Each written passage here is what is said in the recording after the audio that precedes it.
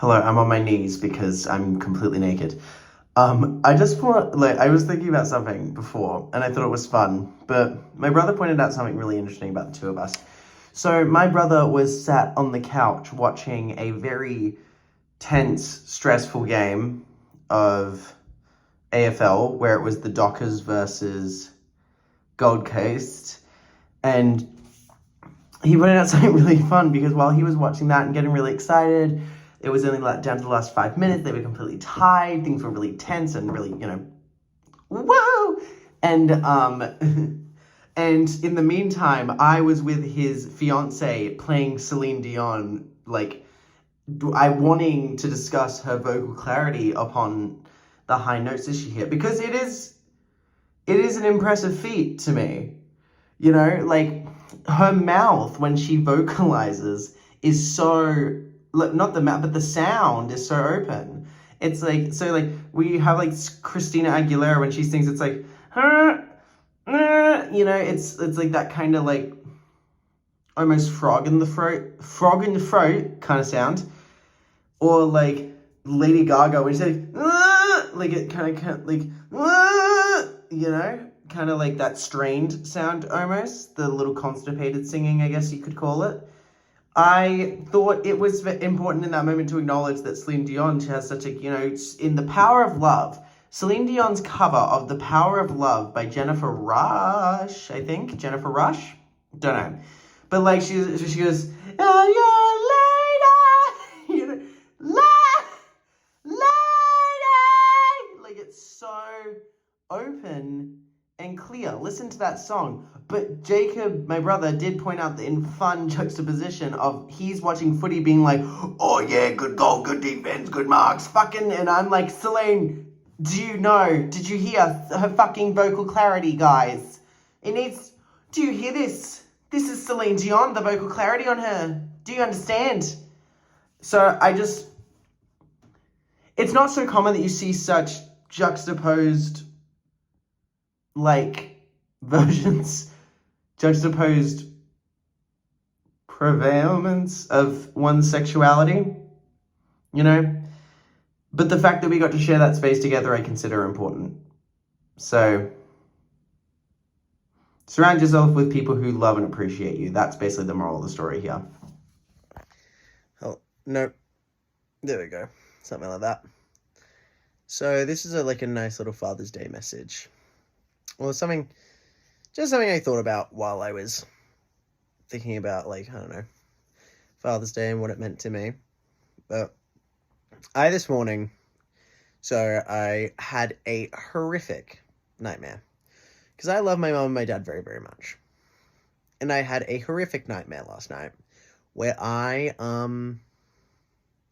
where my dad had passed away. And it wasn't like one of those really just morbid dreams where, like, you see them die. It was just I woke, like, I was in a world where, like, he had died recently. And my brother was, like, my brother, who, mind you, this is his father as well, is, like, taking me on a day out to help me forget about the grief. And him in my dream, like, I'm crying every 5 seconds. And he's like, could you stop that? His own father. Okay. But yeah. And throughout the dream, I very vividly remember just thinking about, like, all the things that my father passing would mean. Right.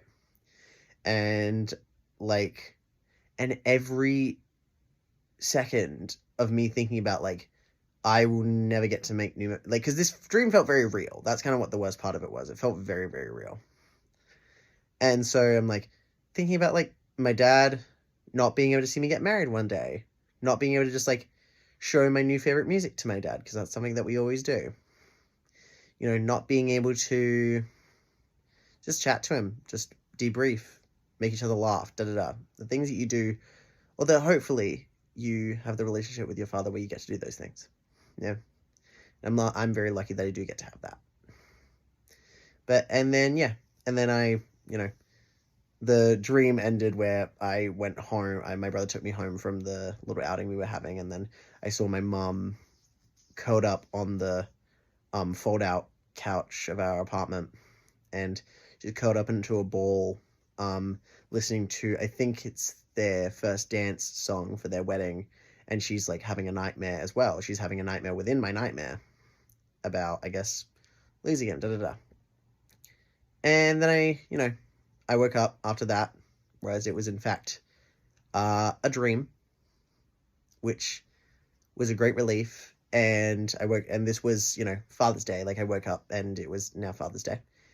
And I could hear my mum and dad talking in the next room near my bedroom, and I went out there and I saw Dad, and I just went straight to him, hugged him within an inch of his life, and just like was like, oh my God, I'm so glad you're like still here. And then I started like tearing up. Like, actually, I was like, oh my God, I'm just like so glad you're still alive and you're still here, because like that felt very real. The idea of you not being here felt very real for a second, and that was a lot, you know? So I'm just like, and one of my very close friends, unfortunately, his father's no longer, neither his parents are, both of his parents have passed. And I was just thinking about it, and I'm just like, God, just like, if you do have the kind of relationship, obviously, like, everyone has a,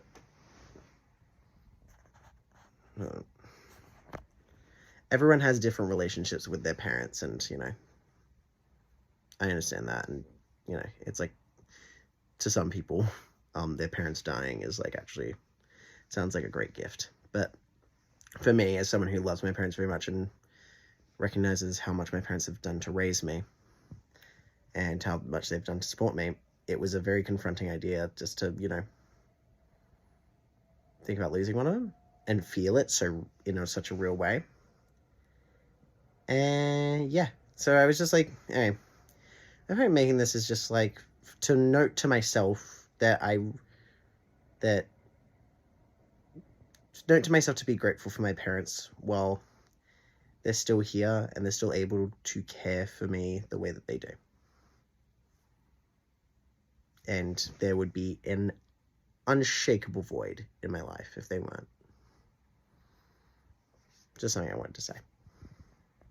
Happy Father's Day to all the fathers out there.